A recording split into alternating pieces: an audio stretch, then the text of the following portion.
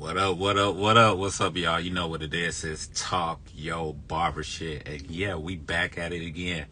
I had to make some runs this morning, so I'm doing it straight out of the vehicle right now. I'm gonna chop it up with my mans straight out of Cali.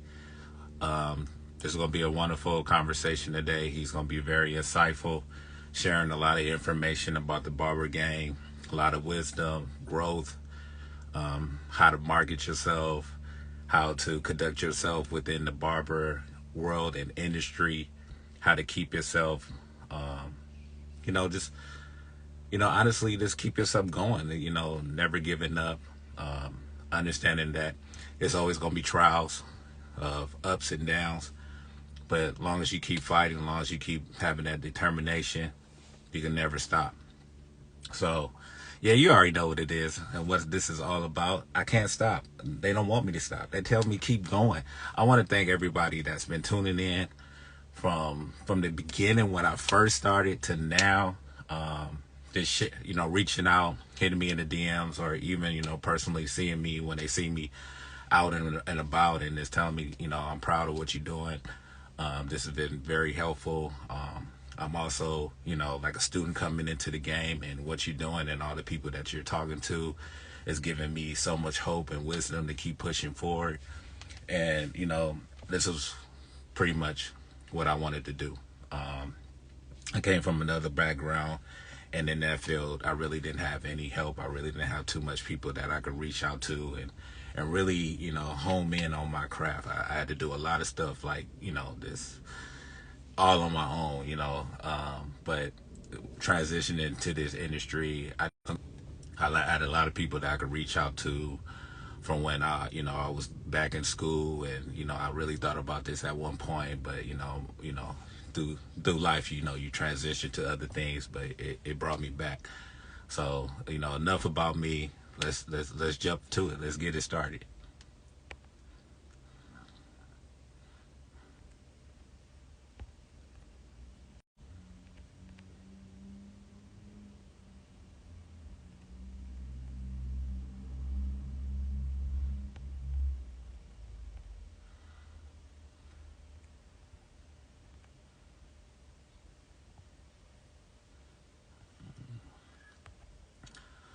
Let me invite my boy. Give me 1 second.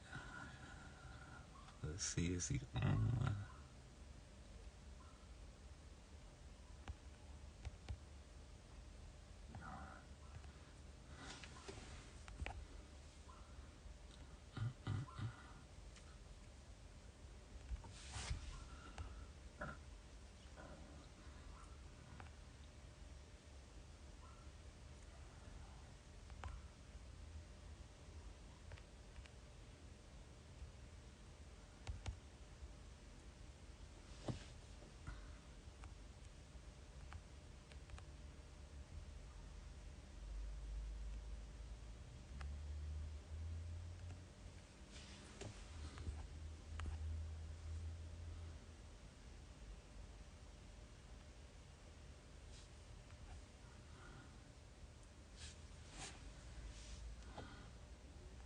Sorry for the hold up, y'all. Give me 1 second.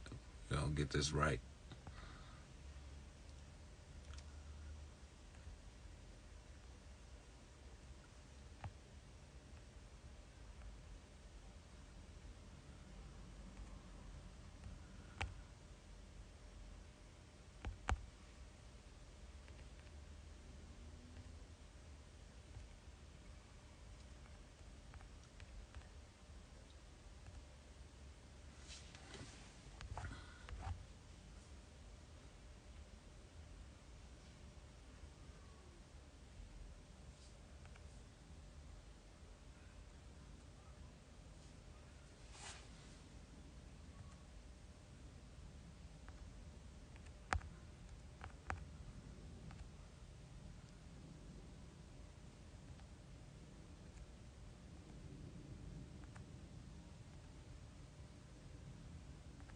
Okay, there you go. See my boy on. Took us a minute, but now I'm about to log him on. Sorry about that, y'all. Let's get it going.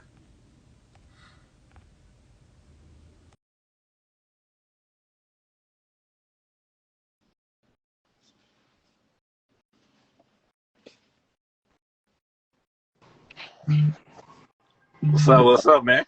Yo, good morning. Good morning. Good morning. Blessings. How you doing, man? Super good. Let me turn. All right, do your thing, man. There you go. So I'm gonna jump off. All right. You Morning. hear me clearly? Yeah, perfectly. How about me? Can you hear me? It's kind of a little jumpy. I don't know if it's my end or your end. Yeah. You hear me now? Yeah. Okay, good, good, good. So let's get started, man. Let me tell you a little bit about what this platform is about. I always start off by saying a lot of people take talk your barber shit as a way of like we on here and we just going hash about the industry, talking madness, but it's not about that. It's about growth, wisdom, sharing your journey, and really enlightful information for those that's coming in this industry, those looking for the right path, the right people to really connect with and also try to grow with. And that's what it's all about. Like this really being lifeful, connecting. I want to build a bridge of like showing that in this barber game, because what I was told and what I seen when I was coming up in the game, that everybody is in their own little world. Like nobody really connects.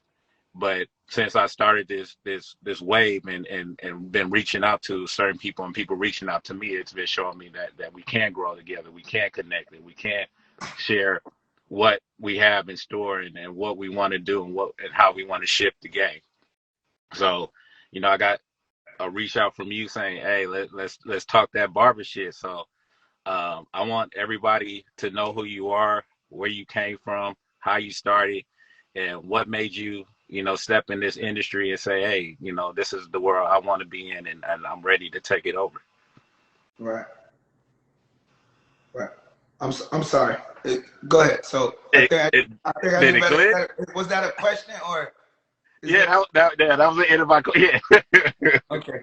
Yeah, I feel like that was a lot of questions. So uh, I don't know. I guess who I am. I'm Trail. You know what I mean? I'm a barber here in Los Angeles. I've been barbering about 22 years now. I actually dropped out of high school to start cutting hair in ninth grade. I started cutting hair at 12. By the time I was 15, I felt like I was good enough to work in the shop. Which now hindsight being 2020, I was not. I was just a child, who didn't know much, but somebody gave me a chance, and I thank God for that chance. I've been in the barbershop ever since, and it's been since 15 to now I'm 38 years old, and I've always cut hair. It's always been my profession. It's always been how I fed myself and my family. So, this is what I do.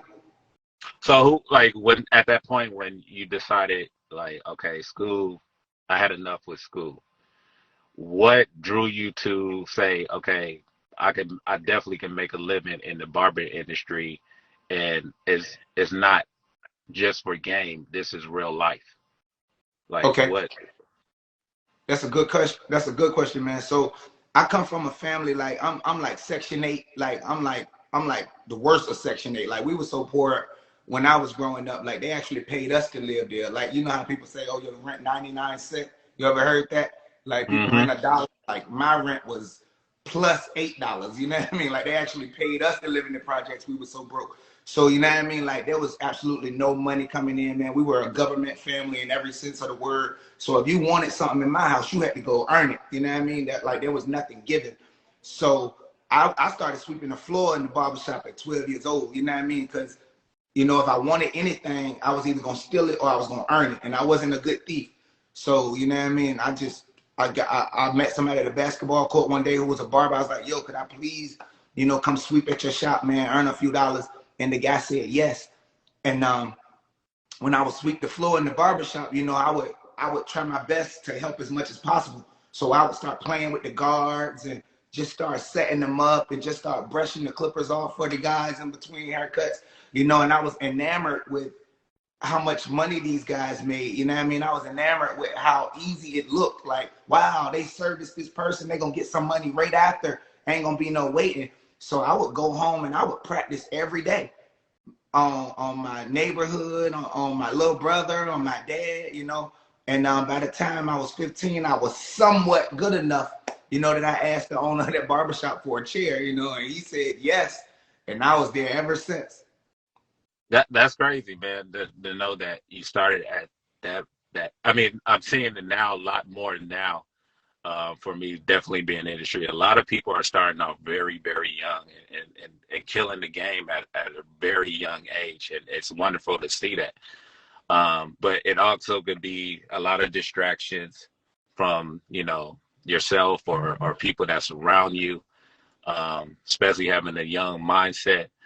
How did you keep that path to say, even though I'm young, I still want to hang out, still want to party, I still want to be around my friends, but I know that I want to make a living and I want to put myself in this environment to really help myself and maybe help your family. How did you move forward with that?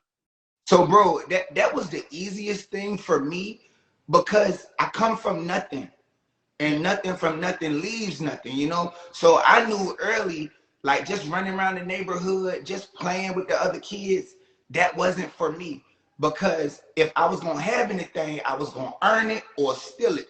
You know what I mean? And like I said, I wasn't a good thief. I tried it. You know what I mean? I would always get caught when I tried to steal. So it clicked early that if I went in this barbershop and swept the floor, I was gonna get something out of it. It clicked early. So that stuck with me. I knew if I did work, I was gonna get some money. So I was only concerned with taking care of myself and my family. Cause I was at a young age, I was helping my mama pay rent. I mean, not rent, but like light bill, got that, all the stuff, cable bill, whatever we had, we helped as children, you know what I mean? We were Section 8, so you ain't had to help with rent, you know what I mean? But all that other stuff, food, gas money, you know what I mean? I was helping my mom with that from an early age. So, you know what I mean? I never really played with my friends, ever. Like, I didn't grow up in that environment, and that kind of hurt me a little bit, and even the man that I am today, because I really don't know what it's like to run with friends. You know what I mean? Sometimes, I know especially when I was younger, I used to get jealous. I'd be like, wow. And I still see it online now when I see people from my high school and they have friend groups. And I'm like, wow, I never had friend groups. You know what I mean? I never had that. Because to get good at something early, you got to be locked in. You get what I'm saying? And all my friends were double my age. All my friends were in the barbershop. All my friends were the barbers in the barbershop and the clients. So when I went home, I really didn't play with kids. I spent all my time in the barbershop. Yeah. So I was 15. All my coworkers were 30 plus. And these were my friends. My best friend at 15 was 63 years old. Right. Yeah. Man, that's amazing to hear that. And it's also, it brings me to my next question. Like you said, being in that atmosphere of a lot of an older crowd, and being around older people and learning from older people, it can build you into your adulthood a little bit more faster. But how did you deal with the wave of like the if factor when some of the older crowds that was more seasoned would kind of maybe question your status of being in the barbershop, or did you kind of question yourself of at some point, like, oh, is this the right path for me? Like, Right. did you have a lot of people coming at you like, yeah, you young bug, maybe you need to go try something else. This ain't you. Like, how did you maneuver your way out of that? Yeah. So I worked in one of the most discouraging environments you could ever work in. I'm talking about, they didn't want me there, first of all, because I was a child. I was a child and I did childish things and I said childish things. And like you said, being in that environment, you was forced to grow up fast. I remember one time I used to go in and out of being a child, if you can know what I'm saying. Like I wanted to be grown when it was time to be grown, but I wanted to be a child when it was time to be a child. And they was like, nah, you can't keep flipping back and forth. You either gonna be grown or you're gonna be a child, and can't no child be in here. So I learned early to cut off that childish shit, you know what I mean? And I stopped that early. But what I would say was my barbershop was very discouraging, and it gave me tough skin though. Because for one, they was trying to run me out of there because I was just somebody else that was taking clients and messing them up at that. You get what I'm saying? So Right. it was very discouraging, man. They would joke you in your face. They would talk about your client to your face. they would joke the client while the client is in your chair, trying to discourage you. Like, and talking about, oh my God, he's killing them. You know what I mean? Like, it used to be crazy. But coming from poverty and coming from nothing, you couldn't discourage me, you know, because I had nothing anyway. You know what I mean? So I was like, yo, this is where I'm gonna live or die. You know what I mean? Like, talk, say what you will. You know what I mean? I never lost discouragement. Man, I would mess up and shake it off like a quarterback. I'd throw an interception and shake it off and come on back out for the next series. You got to. Yeah. Yeah, man, that's dope. And all this was from in the VA or when? Okay, so yeah, it was all in VA. Let's jump a little further because it's funny because like myself, I came from another background and then I got, I won't say sucked in, but it was like a whirlwind, like brought me back into jumping into the barber world. Like the barber world was always there, but I had another plan. But that plan, and like they say, you could tell God what your plan is, but God will show you otherwise. So how did you, from one point of your life, like I know you did comedy. How did from comedy to barbering? How did that, you know? Okay, so I was always lightweight funny, you know, class clown. I grew up in a barbershop, bro. Like, it's a very jokey atmosphere, you know, and because I grew up with people double my age, I was never scared to talk. Like, I was never scared. So I started doing comedy at like 18 years old. But at 18 years old, man, I was all over the place. You know what I mean? Like, I would just try stuff, you know, and I was okay with it. But then when I got out of rehab, I started back doing comedy because it was a dream. You know, when you go to rehab, you start changing your life. So a lot of those old dreams start coming back up. Like, damn, who was I? You know what I mean? So I remember I was like, yo, I used to do stand-up. Let me try that again. You know, and it worked well. You know, I got out of rehab, man. I started winning competitions at our local Funny Bone in Virginia Beach. I started opening up for like A-list and B-list celebrities at our local comedy club. And I was like, yo, I'm gonna see where this takes me. You know what I mean? Yeah. And it took me here to LA. But like you said, tell God your plans, you know, God gonna laugh, you know. So I thought I was coming to LA to blow up as a comedian. Yeah. You know what I mean? But God was like, nah, I got something special for you with these Clippers, you know what I mean? And he did, man. Like, I live a life I can't believe. I live a life that's incredible. I live a life that makes me cry tears of joy because I cannot believe where God has me at today. When my plan coming out here 7 years ago to LA was to do comedy, you know, and now I don't even do comedy at all. But you know, I've managed to carve out a great life for myself with my Clippers, and I never thought that would be like where it is today. So, damn. Let's look at this in a way. Like, I love your content. I love how you show so much passion. You give so much joy.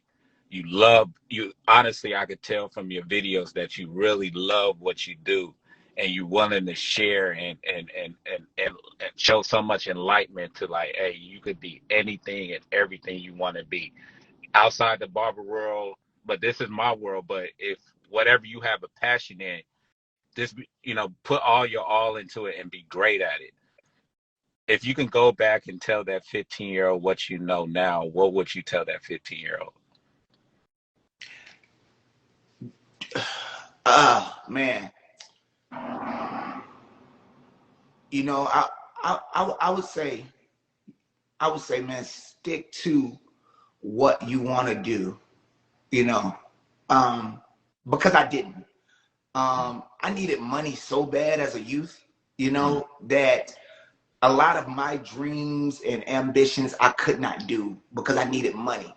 You know what I mean? And I heard somebody say one time, you know, we give up our dreams for the comfort of today, you know, and I needed the comfort of today. Like, I needed shoes and clothes today. I needed to be popping today. You know, I have time to, you know, grow into who I wanted to be. You know what I mean? I needed some money, and that was going to be that. You know what I mean? Because that was my dire need at the time. And I won't go into all the things I did, but I feel like I was a pretty talented youth. And if I had, you know, parents and a different situation that would have helped cultivate dreams, you know what I mean, then I probably would have been a totally different person, if that makes sense, you It know. does. Yeah. And yeah, so for me, I'm a father of 5, you know, and I have children. And one of the things I want to do for my children is make sure they have an environment where their dreams can grow and they don't have to help take care of me and their mom, you know what I mean? Because that puts a different type of pressure on a child. And yeah, you might have dreams, but you know, like even if you have dreams of playing sports, right? If nobody comes and helps you or guides you or signs you up for those, you know what I mean, to take you to the doctor and get your physical, you may never play. You know, you might find yourself doing X, Y, and Z because you can't do what you would like to do, you know? Yeah. And I hope this makes sense. I think I'm rambling, but you No, know. no, man. What you feeling on your heart and the way you deliver it, it makes sense. And I hear you clearly. I hear you bright Right, as day. right, So whatever you saying, it's understandable. Don't right. ever think what you saying is not coming Cause, off across because I feel it. cause you know, Um, look, check this out. Cause with yeah, barbering, right, I didn't have to ask permission to do it. You know yeah, what I mean? Like, even if I played basketball, you got to go to your mom and say, Mom, we need uniforms. Mom, we need shoes. Mom, I yeah. need you to sign this paper. Mom, we traveling out of town. You know, Hmm. football, it costs, right? So I couldn't really do things as a child that had a cost to it. I had to do things that had no cost, you know. And I got Yeah, into barbering. You know, my daddy had a pair of clippers under the sink. One pair of clippers, not edges, not brushes, just one little stinky pair of yeah, clippers. You know what I yeah. mean? And that's how I started. So it was very low cost. And it didn't cost anything for me to go to the barber shop, you know, and sweep the floor, you know. So I didn't have to ask permission to do this. Yeah, You know what I mean? yeah. So it was probably one of the lowest hanging fruits I could jump into. It's like barbering is real low cost to get into, but real high side if you get good at it. Correct. You know, for $100 you can go buy you a clipper set. You know what I mean? Yeah, and make 100,000 yeah, right. off $100. Ain't many professions you can do that. Exactly. You know what I mean? So Let me ask you this. So, like, from I don't. Hey, I want to have my own shop. I'm sorry. I'm sorry you broke up. I couldn't hear you. Okay, how many barbershops were that you work in before finally you said, "Hey, I want to have my own shop"? Countless, man. I can't even think of a number. Wow. Countless shops, you know, from starting at 15 years old. You know, I've cut in Atlanta, I've cut in Northern VA, I've cut in my hometown, I've cut here in LA. So I would say countless shops, man. Like, you know, from shit 22 years. I did spend 10 years in one shop in Virginia, you know what I mean, which was my longest tenure shop, you know, till I got here. Okay. So my next question is like, as far as like the students that's coming out in this era, especially with the social media base and how everything is just very highlighted in a certain format. Hope you can hear me. Um, what is it that you want a lot of barbers that's coming out of school to really take heed of, like to understand once they go into the barber shop and not to get too Hollywood like and think like, oh, I'm a do all these things on social media and then I'm gonna blow up fast. Like, what do you want barbers to understand from like a male standpoint and women's standpoint? Because I see a lot of women that are following in this industry as well. Like, what do you want them to understand where how they can grow, how what obstacles that they might face, and how to keep sticking with it if they really are passionate about it, keep moving forward. Right. So I would say for starters, what I would want any barber to know, young, old, male or female, Yeah. is is how you treat people, man. Customer service is key, man. I'm never braggadocious. You know, I don't feel like I have anything to brag about because, you know, if you talk to me about the skill of cutting hair, I'm quick to tell you, man, I am not one of the best barbers in the world. I am, you know, I'm not him. I'm not Himothy. I'm not Hemi Neutron. I'm not any of that stuff, man. But do I feel like I cut hair well? Yes. But I think I treat people better than I even cut hair. You know what I mean? And that's my claim to fame, that I'm a better person than I am barber. You know what I mean? So I love being a good person. I would say it's how you treat people, man. When somebody walk in your door, man, you want to make them feel welcome. You want to make them feel like you would like to service them. You know what I mean? Like that's male, female, that's anything, bro. And I feel like that's what's lacking. That's what you can't get on social media. You know what I mean? Like you can learn how to be crispy, but you can't learn how to treat people, man. That got to be in you. You know what I mean? Wanting to treat another human well has to be in you, and I think that's not being taught enough. Um, and I would say that goes a I long way. love that. Even Yeah. I would say that goes a long way even before you get crispy, man. If you know how to treat people, man, people will give you another chance, bro. You know what I mean? But if you just an arrogant asshole, excuse my language, you know what I mean? Like that don't go far. Don't nobody like the arrogant, man. Like there's one thing to be confident, but the arrogant, I don't think nobody like that. You know what I mean? So that's definitely what I would like to see young men do, and apply that with your social media. Learn how to take care of people, for sure. You Well, know? let me flip it a little bit on that same question. What from the barbershops you worked at and the owners you worked for, what would do you feel like a lot of stuff that you learned to make yourself a better leader and a better owner at your shop? Like what was the certain things that you dealt with that said, hey, if I have my shop, I definitely don't want to deal with that type of owner. And when that being at your shop, you like, hey, when people come in, what even if they don't stay long, they will always give me my props to say, hey, that was one of the best shops I worked at. Right, for sure. Um, man, so man, so many things. Gosh, so many owners, so many things. But I say the main thing was like how to treat people, man. Like how to treat people. Like I watch so many owners that don't care. Like I overly care myself. I overly care. I make it a point to speak to everybody that come in my shop. I'm the first chair at the door. You know, I kind of set the tone. I speak to you. Ain't got to be my client for me to speak to you. You know what I mean? Like I speak to everybody client. I tell everybody client have a good day. I never have to cut your hair. I know some people feel like, you know, if they don't cut your hair, then they ain't got to speak to you. You know what I mean? Right. He ain't here for me, so I ain't got to speak to him. Yep. Nah, man. I speak to everybody, and I even hate when I forget to. You know what I mean? Like I hate it, you know, because I want everybody to feel welcome. I want everybody to feel, you know what I mean? Like this is a place where you belong. I want you to feel a sense of belonging. You know what I mean? Because people don't mind coming back to a place where they feel like they belong. You know, and you know, I just watch other owners. You know what I mean? Like it's almost like they don't care. You know what I mean? It's almost like they don't care. You know, so that's what I learned. I'm like, when I get a shop, which I do have a shop now, I'm like, I'm gonna care. Yeah. I'm gonna care. You know, I say it all the time. I say, I don't care who cut hair better than us. Ain't nobody gonna treat you better than us. Yeah. And that's a fact. You But I may mean, get a better haircut, huh? shout out your shop, dude. Say the name of your shop. I don't Oh know if yeah, you're looking fade. for. I don't know Oh if yeah, you're looking fade for you any three new two three, barbers, man. but yeah, Fade you 323, the most positive barbershop in all of Los Angeles. There is not a more positive barbershop in all of Los Angeles. yeah, yeah, It do just that, man. Uh, I mean, you just celebrated 7 years in LA. Is it 7 years for the shop as well? no, it's the shop we've been in this location 4 years. Um, I think I had a shop for like a little over 5.5 years. No, probably more than that. Probably like really 6 years. But I've been in LA 7 years. Yeah. Congratulations, man. I know Yeah, that's thank high milestone for you with everything that you probably have to put in front of you to get to this point. And I just want to give you your flowers and say, hey, congratulations. Keep pushing forward, man. Like I said, I know you're a great dude from the time that I met you.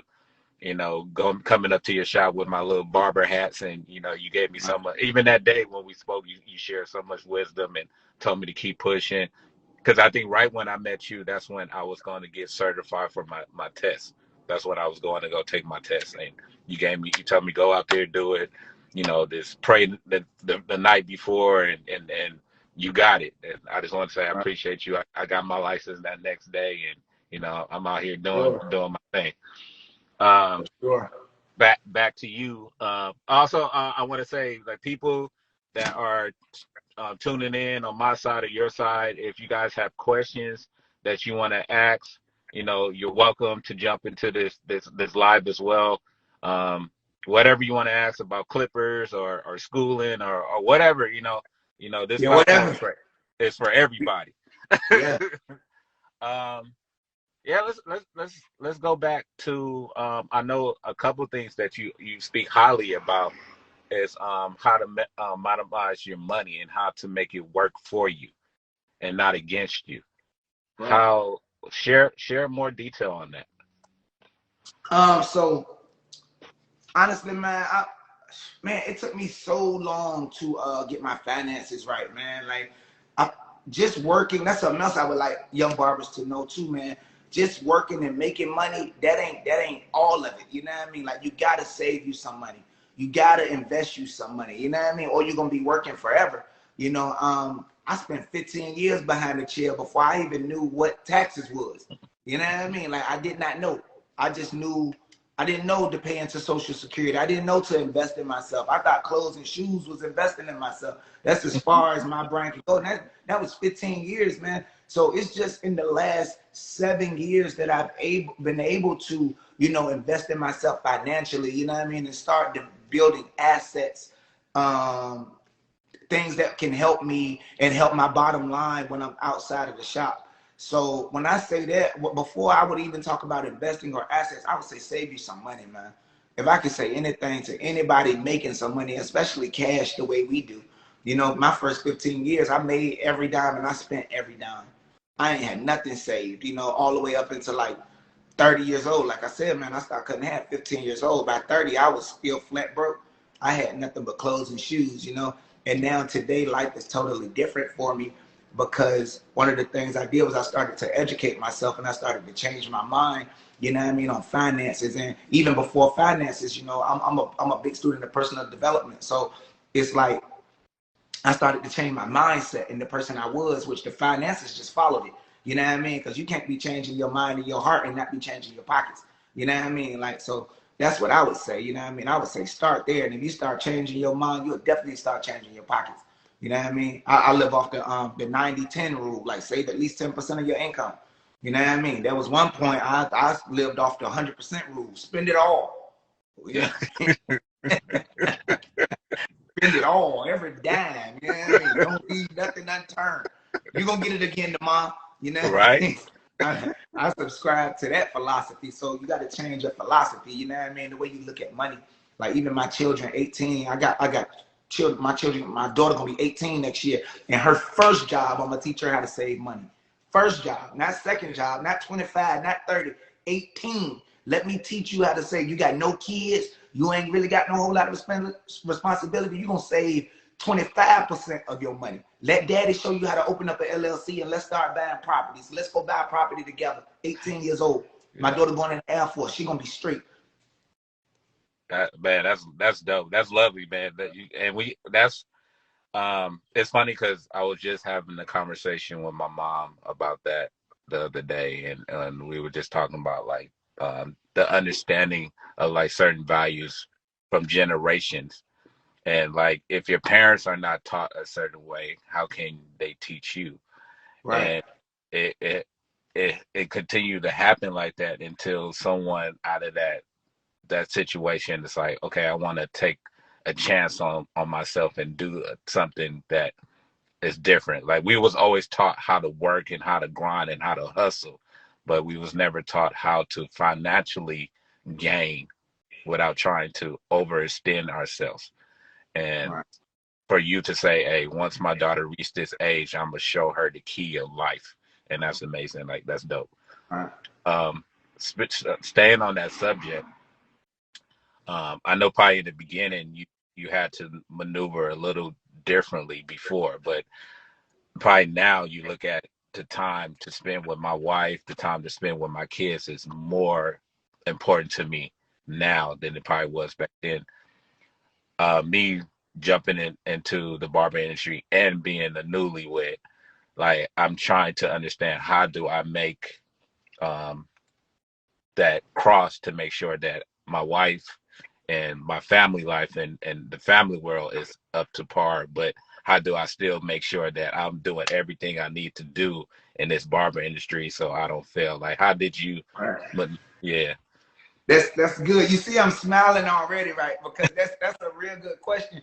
And a couple keys to that. This real good, bro. Like, so me, you got to understand you first, right? and what makes you come alive, right? Like, okay, so I got a wife and kids, and I still struggle with that because I'm a workaholic.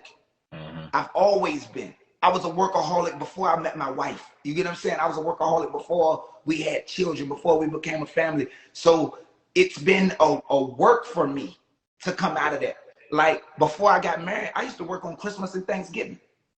I've never taken off a birthday.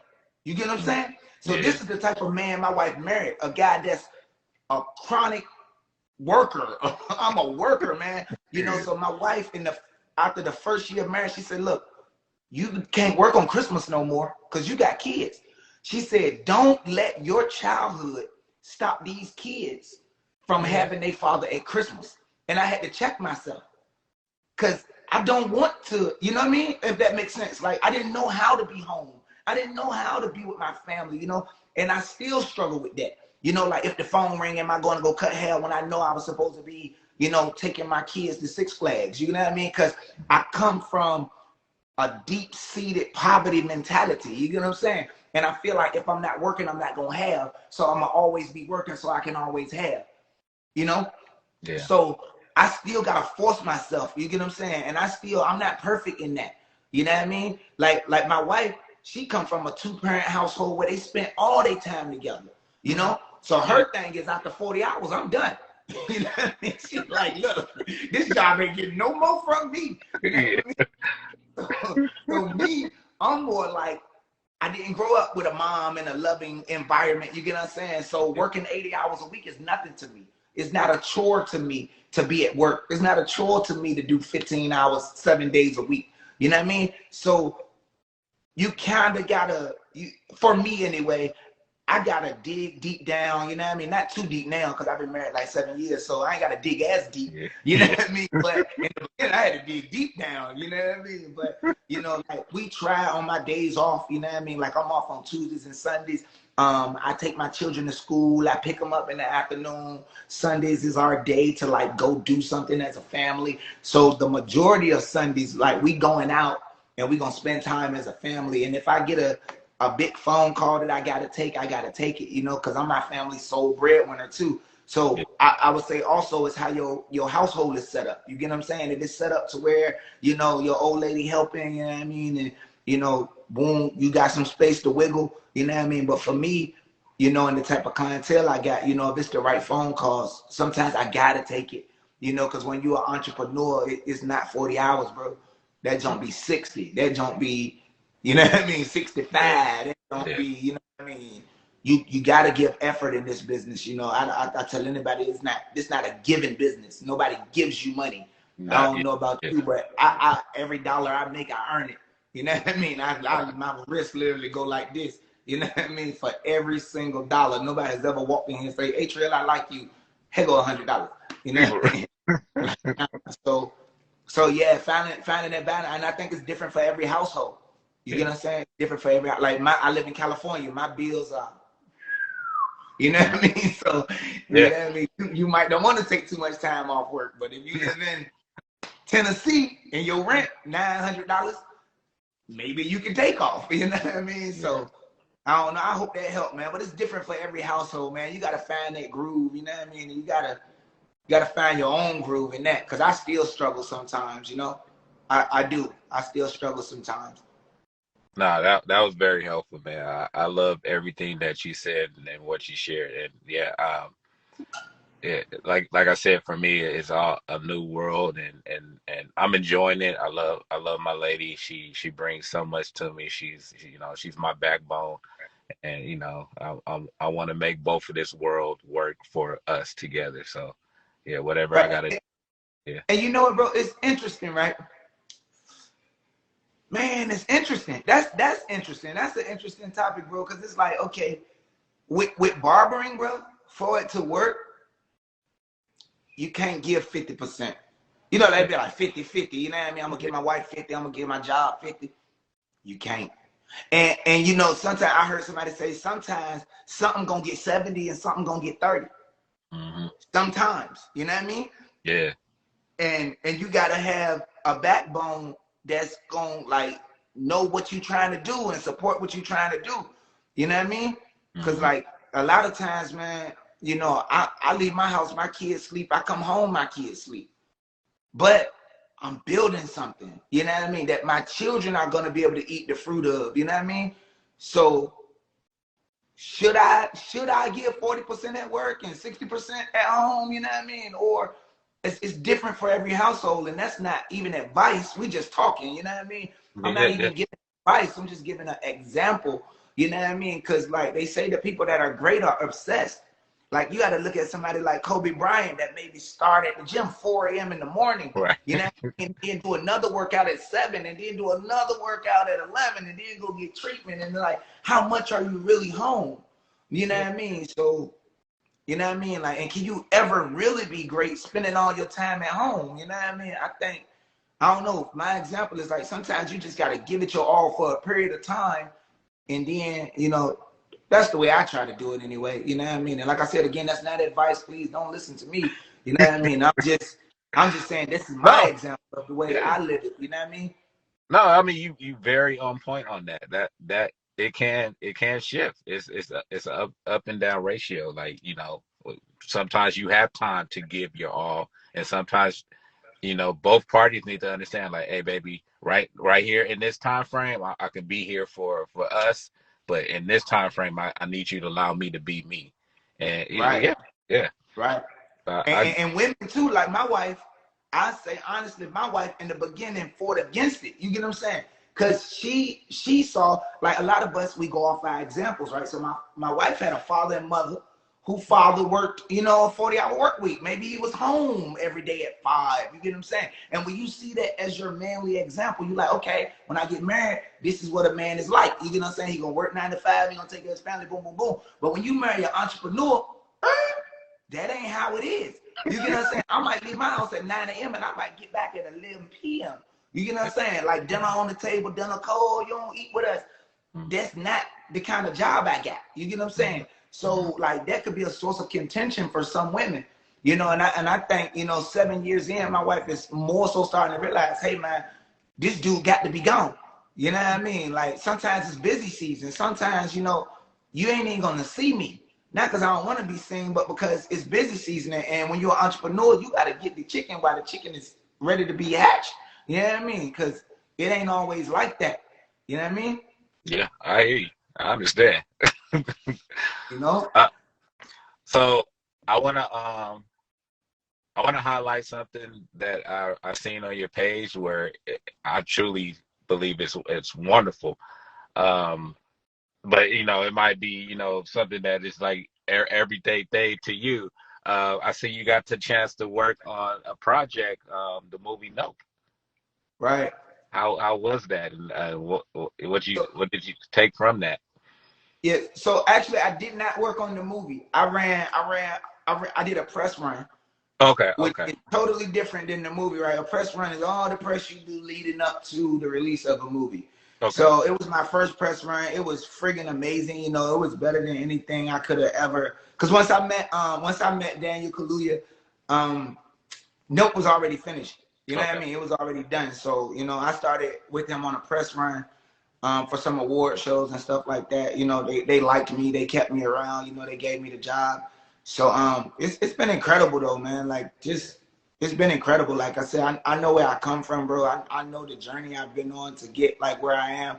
And I'm just super duper grateful for everything, bro, and humbled by it and can't believe it. And you know what I mean? Like I'm stoked every day to get up and do my job and serve and Yeah. just go to work, man. Because like I was telling one of my barbers here yesterday, man, working is my sweet spot. That's where God blesses me. God blesses me so big, like at work. Like I don't be doing nothing special, yo. I just be at work. I be in position. I be in alignment, and my phone rings. You know what I mean? And somebody on the other line saying, "Hey, yo, would you like this opportunity?" You know what I mean? So No, that's dope, man. And that's amazing. Like, that's one thing that I would love to eventually, when that opportunity comes for me. I'm not saying I'm trying to run through that door, but I'm looking forward to that door, opening for me. But I definitely want to, like, have those opportunities to, sit down with a lot of, these great movements, and I'm a big Jordan fan. I love all his movies, and it would be cool to work for. That's I mean one of my backgrounds is I used to work in distribution at a large film company, so that was like another thing. Like I come from fashion, worked in movies. Now I'm a barber, so hopefully it all goes full circle. Right. But And I would say this, yo, like again, like personal development, right? Like who are you as a person? Like I got my first job with Adidas. The first company I worked with was Adidas, right? yeah, One of my clients, his girlfriend was a creative director at Adidas. Now, mind you, just showing up, cutting hair, being a great person, having great conversation. This guy says, "Hey, Trail, I'm gonna hook you up with my girl. She gonna put you on some projects." You know what I mean? Like it's speaking to like if you would like to do it, right? I don't think it's nothing you gonna do to get it. I think it's just gonna be who you are. You know what I mean? And the energy you bring in and how you showing up to the world. You know what I mean? Like, and I got to work for Adidas for 2 years, and I got to cut Ray Sherman, and I got to cut Young Thug for like 2 years, and get on you. And I did commercials and things like that. But it wasn't even an ambition for me. yeah, You yeah, get what I'm saying? It wasn't even my ambition because you don't even know what's out there. You know what I mean? Like I know I didn't. I didn't even know it was possible to work for a company and sit in the trailer and get paid, $1,200 for a lineup. You know what I mean? Like I didn't even know that was possible. You know what I right. mean? But it's just how you show up in the world, and that's why I said, man, you got to watch how you treat everybody because you don't know who can bless you. You know what I mean? Like that's Mm-hmm. what young barbers got to realize. Like, man, I just try to treat everybody well. Like everything I've ever done, I didn't do it. Mm-hmm. I give God 100% glory, you know what I mean? Because I did not do it, like I can't network enough to get the opportunities that I've gotten. Matter of fact, you don't even get in those rooms. You know what I mean? Like your name has to go in these rooms before you ever get in there. Right. You know, somebody else literally has to take your name into a room. Yeah. That's what I found. Mm-hmm. I've No, that's never true. been close enough to any celebrity I work with to hand them a card and be like, "Yo, I'm a great barber. Would you like to sit in my chair?" You know what I mean? Nah, it's never happened like that. It's never So happened like that. how you feel about the whole stigma of like barbers now calling themselves celebrity barbers? I don't know. You could call yourself anything. You know what Yeah. I mean? We come from we in a time now where you can call yourself anything, but the proof is definitely in the pudding. Like I don't call myself a celebrity barber, at all. You know what I Yeah. mean? It ain't on my page nowhere. It's not nowhere. You know what I mean? Yeah. Like I just so happen to work with celebrities when God allows the opportunity. You know what I mean? So you know what I mean? Like I guess somebody is, you know what I mean? I don't know. But I do know you can call yourself whatever. I can call myself a duck tomorrow if I want to change my bio, you know what I mean? But I don't know. But I don't know. I don't know. You can call yourself, you can pop a few bumps and call yourself an esthetician. So You know, Fact. are you right? Are you wrong? I don't know. Get money. You know what I mean? Right. If it's gonna help you get money, get money. You know what I mean? And if you know, you know, Fact. I don't So know.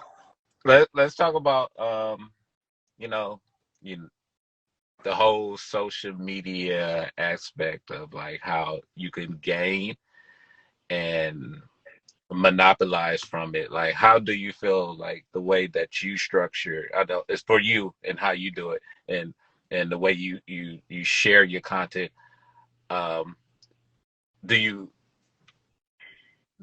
really enjoy it? You know what I mean? Like do you really feel like it's this is what is like really expected to like gain whatever you're trying to gain from it? Does it really, bring you enlightenment to say, hey, today when I wake up, I'm gonna go to social media and I'm gonna share whatever I need to share because I know it's gonna help somebody's day.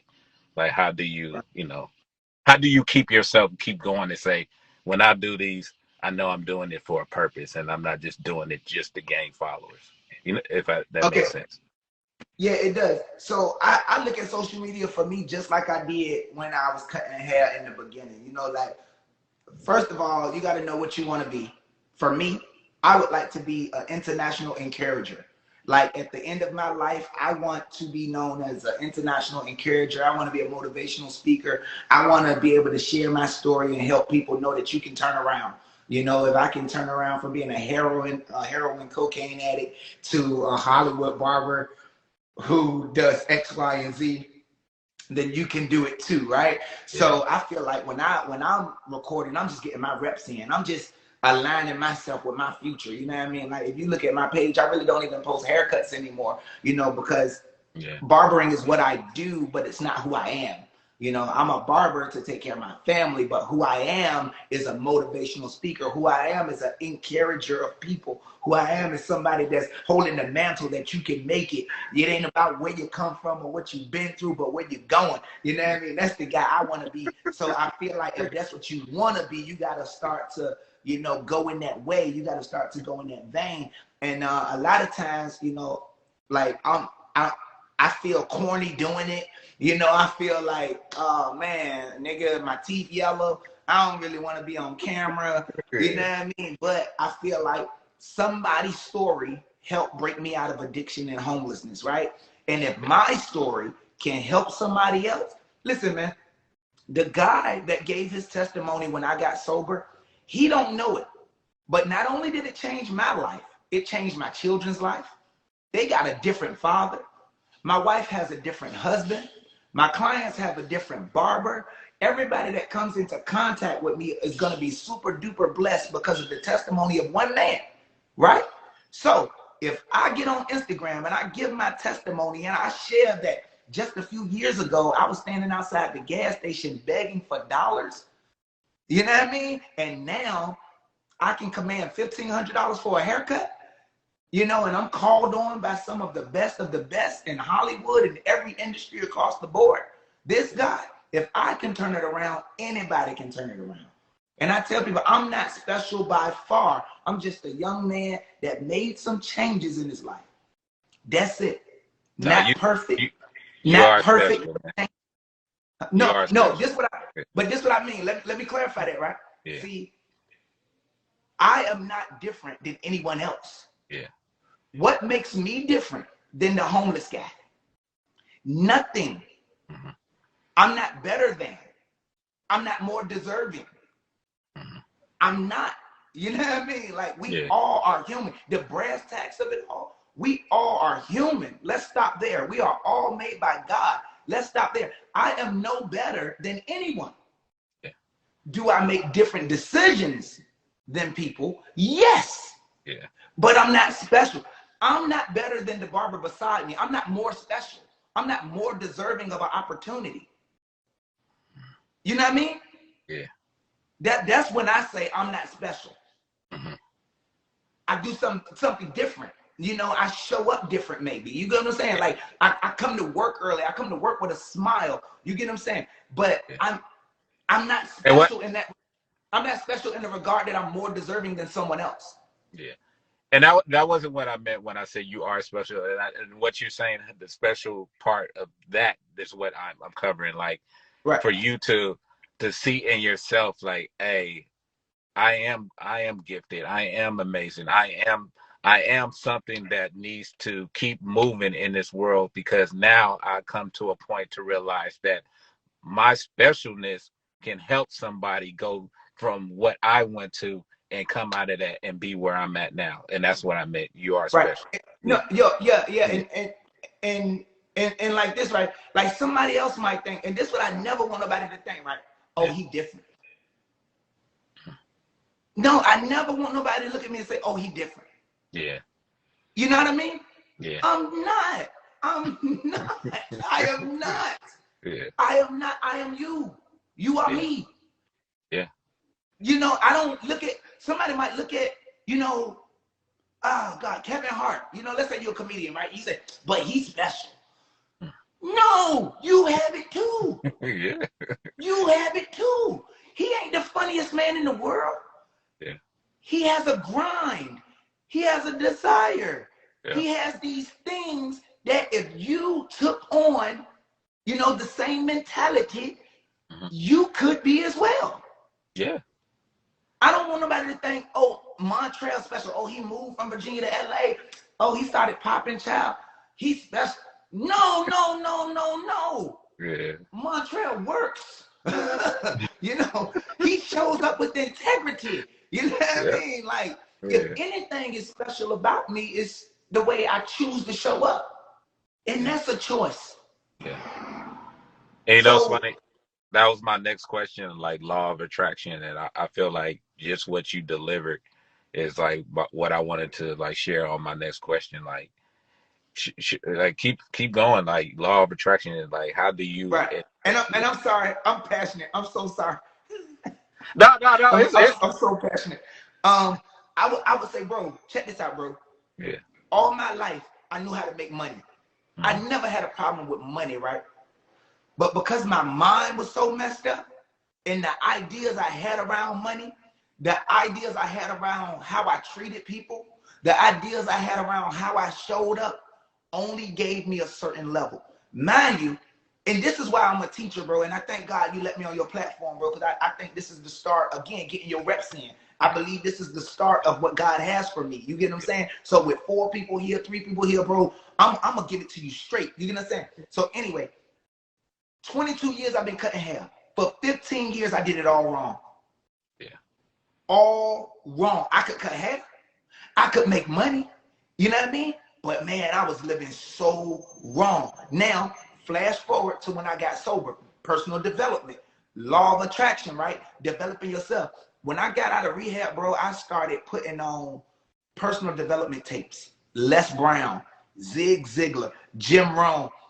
Like when I first met my wife, she said I talked like a 70-year-old white man. Because when I met my wife, I was 1 year out of rehab, right? And all I listened to was personal development. So I sounded like what I was listening to. So when you talk to me, the only thing that was coming out of me was personal development. You can make it. You know, you can be better than what you are. You know, life can be different for you, you know. And my wife was like, I told her I was a student of personal development, and she thought I was in college. You know what I mean? And I was like, I never said I was in college. You know, I said I'm a student of personal development, which I still am today. Yeah. So, you know, like Jim Rohn said, he said we all like ships, right? And this is your sail. You know what I mean? And anybody can change the set of their sail. Anybody can change their way of thinking. Now, mind you, I got more results in the last 7 years of barbering than I did in my whole first 15. Wow. How did I do that? How did I do that? Right? Same black man, same face, you know what I mean? Same circumstances, you know what I mean? All of these things are the same, but what changed? I did. You know what I mean? And if I can tell any young man anything, it will be when you change, everything will change. But if you don't change, everything will stay the same. So that's how you attract things to you. I knew when I came to LA, I was going to be nothing like I was in Virginia. I had it in my heart, man. I said, the old man has to die. That guy that was showing up to work high, that guy that was getting drunk, you know, doing working hours, going to go have Hennessy at lunchtime, and you know what I mean, not saving no money. That was me, man. I did it all wrong. So I stand before you as a guy that can say it. You know what I mean? Like, I can literally say, hey, man, this is how you do it. Not because I think I'm better than, but because I did it all wrong. Facts. I cut hair for 15 years, bro. 15 years straight, no money saved.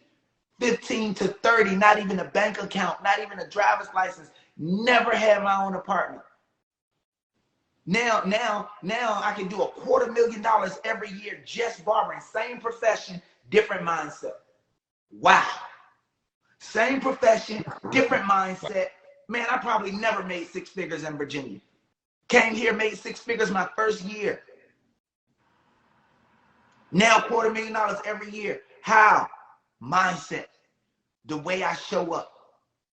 Intentionality. Yeah. I'm still a big reader. I'm still a big student. I'm still very much, I tell people today, I'm doubling down on my studies, bro. My mindset is what guides my life. It guides my mouth. It guides my heart. And I've been a real good student of personal development these past, November makes 9 years sober. So it's been about 9 years that I've been a student of personal development. And I'm going to double down. I'm going to be even more. Man, I'm trying to get a double doctorate in personal development, bro. You know what I mean? Hey, I'm trying. Summa if you cum laude. if you can send me some of them books, I definitely want to check those out too, Easy, man. easy. I want to say one right now, bro. Yeah. Be Obsessed or Be Average by Grant Cardone. Life changing. Say that one more time.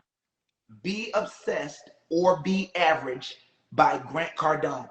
I'm working on it for the 4th time right now, and every time I read it, it puts a fire in my ass to be better than what I was. Richest man in Babylon. And guess what? I dropped out of high school in 9th grade, right? So I really have an 8th grade education, and I'm not a very strong reader, but God gave us something called YouTube. And I listen to these books on YouTube in my car. You know, if it ain't worship music, then I'm listening to a book, bro. You know what I mean? And you only gonna go as far as you're thinking. When you expand this, your world becomes so crazy. This can either be a cage or a paradise. You know, and I thank God I live in paradise. I got damn near everything I want in this life, bro. And I attribute it to personal development, expanding my mind, bro. I love this, man. This is truly. I'm so grateful that I created this, and I'm so honored that you reached out to me and said, "Hey, I'm ready to talk on your platform." This I couldn't ask for anything more amazing than what you did today. This is awesome, and I'm not like I'm saying I want to end it right now, but if you got more that you want to, if you feel like you got something that you didn't get a chance to speak upon, the floor is yours, man. Keep going. Now, what I will say, bro, I want to thank you because, like I said, man, you know, if anybody can take anything from me, like the barbering career, even this, right? Like I reached out to you, bro, because I see your platform, right? And I'm like, okay, this is where I want to go with my life. A lot of times when you want to go somewhere with your life, you got to reach for it. You get what I'm saying? Yeah. You got to reach for it. I'm like, okay, I'm thinking to myself, okay, I want to be a motivational speaker. If more people knew your story trail, then more people would probably book you. More people would probably utilize you, right? So I'm like, bro, you need to do some interviews. So I'm like, okay, I see my man doing interviews. Let me reach out. You get what I'm saying? You know what I mean? And this is the springboard. This is the faith I need. And I'm going to be reaching out to more people. And I'm going to be getting this story out because I believe, you know, it's a story of change and it's a story that'll help somebody. Yeah. And I know if I can get it in front of people, then more people will probably bite hook, line, and sinker like I did. You get what I'm saying? More people. I am going to Toastmasters too, bro. I've been looking that up too. I already, you know me, I already start looking it up. You know what I mean? I'm already on that. You know what I'm saying? Like, but yeah, man. Like, so you know what I mean? You had a platform, man, and this is me in faith saying this is where I'm going with my life, and I just expect more interviews to come. I expect, you know what I mean? But like the Bible say, faith without works is dead, right? So how can I have the faith without actually putting in any work? You get what I'm saying? So I hit you up. You ain't hit me up. You get what I'm saying? And I'm gonna find me a list of people doing IG lives, and I'm gonna hit them all up. And story out, man, because this story need to be told. You get what I'm saying? Just like at the beginning, you're a barber. Ain't nobody searching you out. Yeah. Think about it. Yeah. Right or wrong? Right. If you cutting hair, ain't nobody searching you out. You can have a book bag full of clippers. Don't nobody know what's in that book bag. Yeah. You gotta say, "Excuse me, sir. I'm a barber. Can I offer you my services?" I reached out to you. "Excuse me, sir. I'm a speaker. Can I offer you my service?" Man, I'm gonna find me a list. I'm gonna find me a list of 50. "Excuse me, sir. I'm a clientele knocking." Because a lot of times the principle is the same. The name of what you're doing just changes. Yeah. Principle don't change. How you build a clientele don't change. How you get noticed don't change. Facts. So yeah, man, I'm just grateful. I'm grateful you said yes, bro. I'm grateful for this opportunity, just for this rep, just to get comfortable. You know, it's a small beginning. You got it, man. You got it. So any other right after this, man, it's gonna get better. It's gonna elevate. You're gonna have more and more and more to give and more to share. So yeah, I'm glad this was like, you know, the beginning, and I'm definitely looking forward to where you take it from there. Yeah, but I'm very blessed and honored that you started here first. Yeah, man, for sure, man. It's like that first head you cut, right? Like, yeah, man, I was on that Jake. You know what I mean? Yeah, man, I cut him 30 years ago, man. Thank God, yeah. He was one of my first. Right. Well, I just want to say, man, I'm not going to take too much of your time. This was amazing. we definitely gonna chop it up in person. I gotta stop by the shop For sure, and please. holler. Hey, I love coffee, bro. Come back. Let's have some coffee. Let's do it. Honestly. I love coffee. Okay. My days from like out of the shop is Sundays and Mondays, so I'll hit you up.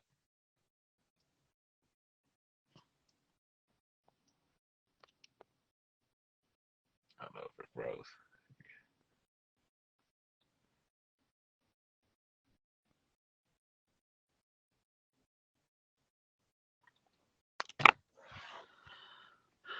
Damn, this shit hot. God damn.